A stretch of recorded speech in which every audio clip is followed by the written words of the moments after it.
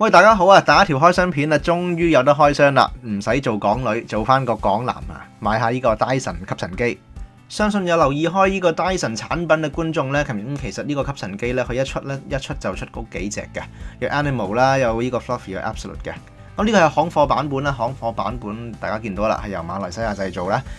咁佢有呢啲工具嘅配備啊，咁其實個吸塵機呢，佢都跟咁上下嘢，只不過可能 Animal 呢係俾個呢個地氈頭你啦，Fluffy 就大家普遍都識用嘅地板頭啦。Absolute 版本咧就兩樣頭都齊晒，仲有少少嘅配置嘅分別。咁由於開箱開得太心急、太起勁嘅關係呢，翻手嘅時候呢就唔小心解咗隻手，屌佢老味都幾撚痛。好彩啊，冇乜嘢啊，流咗少少血出嚟。所以大家做嘢呢，切忌心急啊，用手開最穩陣啊，唔好撚戒。我自己本身都唔太過主張買啲太貴嘅吸塵機啊，因為始終攞嚟吸啲污糟嘢。咁但係由於當 Dyson 宣布佢出咗 V10 之後唔再出有線吸塵機呢，咁我相信佢嘅功能上面應該真係可以媲美到一部有線吸塵機。咁所以呢，我都費事問老婆意見啦，第二日起身即刻衝出去買。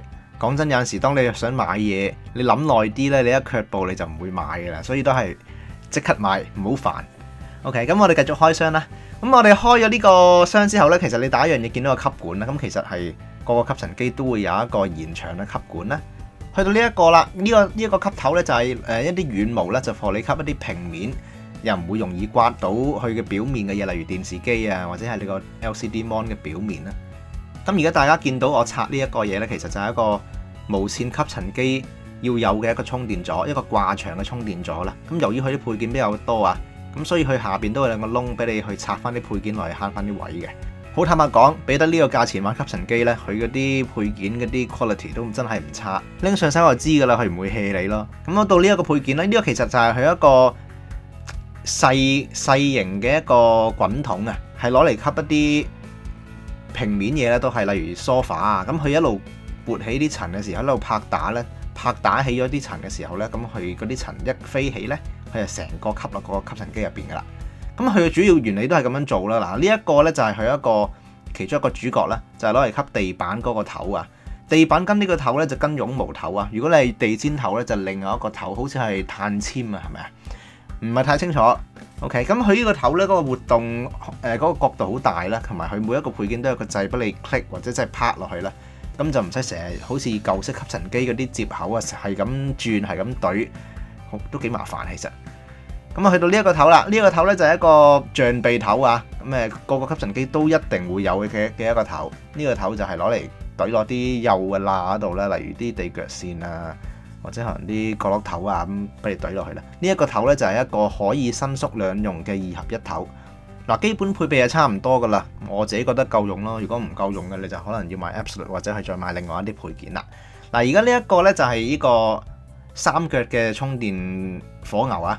吸塵機梗係要有火牛啦。咁我哋唔好再講佢啦，擺埋一邊啦。咁我哋講主角啦，個主角呢個就係Dyson V10 Fluffy 嘅主角啦。如果有舊用戶用緊 Dyson 同 V10 嗰個比較呢，其實 Dyson 輕少少嘅啫，咁分別唔係好大啦。咁最大外觀上嘅分別呢，就係呢個 Cyclone 嗰個範圍呢，就擺咗喺後邊，以前嗰個筒就向下，佢個 Cyclone 設計就擺咗喺上面。咁新款呢一個就好明顯啦，直入直出。咁中間而家你見到呢個位就係裝塵個位啦。咁其實我覺得設計上面係好咗嘅，因為始終你直入直出，我覺得係最直接咯，好過以前你又要直入之後又要兜翻上去，再喺後邊出翻嚟，麻麻地。我覺得咁直入直出呢個設計呢，我自己最 buy 嘅。咁點樣抌垃圾呢？咁其實大家見到啦，其實將呢個下邊嗰個柄向前推進，佢就會開蓋。咁其實當你譬如要抌垃圾嘅時候呢，假設呢個係個垃圾袋個窿啦。咁你對住佢向前推，咁佢個蓋一彈，咁其實啲塵呢大部分都飛晒出嚟噶啦。咁你想乾淨啲嘅，你咪懟到最入先射咯。OK，咁總言之，你用你舒服嘅方法抌咗你嘅塵就 OK 噶啦。咁後邊就係一個 HEPA 嘅 filter 啦，下邊就係一個其實我相信係個電池啦。佢個電池上面有3粒燈，咁啊會顯示呢個吸塵機佢嗰個電池容量啦，或者佢本身有冇啲乜嘢嘅error message 咧，可能會着下紅燈啊，話俾你知有嘢壞啊，或者可能你要洗下個 filter 啊咁樣啦。咁佢有3個 mode 啦，正常啦、快啲啦同埋 max 嘅。咁我相信半個鐘又好，1個鐘又好啦，其實都夠晒大家吸噶啦，應該正常800尺都應該吸得晒噶啦。咁我哋聽下佢啲聲啦，不如大家都應該都好 concern 佢有幾嘈。擺埋啲先，正常啦，唔係好嘈啫。咁啊，第二格大聲啲啦。好啦 ，Max。咁咧，呢個係最勁嘅 mode 嚟嘅。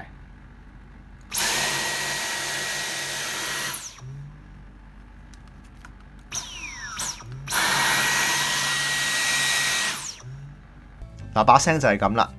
佢嘅噪音咧，相信係可以完全係可以接受得到嘅。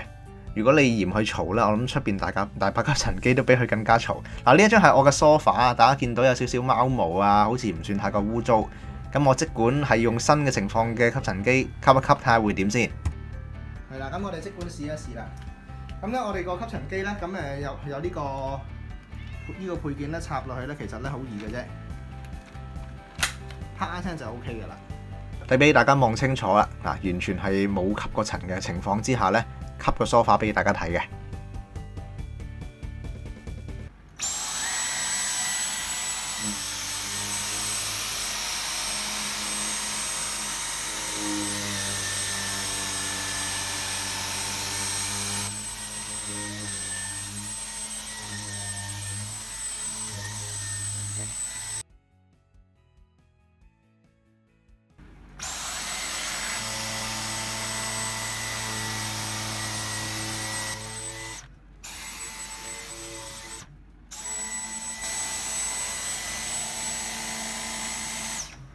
好啦，吸完之後咧，見到咧，其實咧，大家以為好乾淨個 sofa 咧，入邊有貓毛啦，仲有其他嘅塵喺入邊嘅，即係呢一啲啦，呢啲位置啦，就係嗰啲塵嚟㗎啦。咁有貓毛啊，有塵啊，咁其實並唔係肉眼見到咁乾淨嘅。有呢啲係啲塵嘅跡咧，啲塵嘅跡啊，咁樣樣咧。如果以傳統中國人嘅概念啊，眼不見為乾淨咧，咁其實你大家以為好屋企嘅屋好乾淨嘅屋企啊，咁其實並唔係真係大家咁乾淨啦。如果見到有污糟或者係塵嘅地方咧，咁啊應該係好乸污糟噶咯。咁所以其實呢個吸塵機係好滿意啊。例如呢個坐墊啦，望落其實就唔係太過污糟，吸完之後咧，同本身嗰個色咧都分別好大。另外值得一讚啊，就係佢嗰個捲筒吸地下嗰個捲筒啊。唔係捲筒啊，吸頭應該係 OK。咁佢呢個設計咧就非常之易用啊！你好似玩遊戲咁樣咧，擰左擰右咧，咁佢嗰個頭就會跟住轉，大家可以留意下。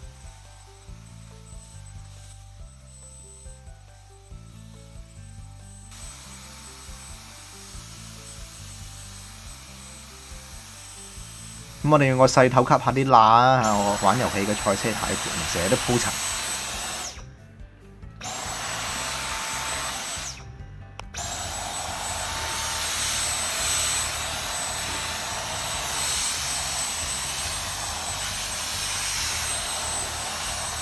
咁啊，新買翻嚟冇叉過電玩得咁耐，收咗皮啦，夠鐘啦，都唔算係啲咩特別嘅分享嘅。咁講真 ，V10 出咗冇耐，純粹俾大家參考下啦。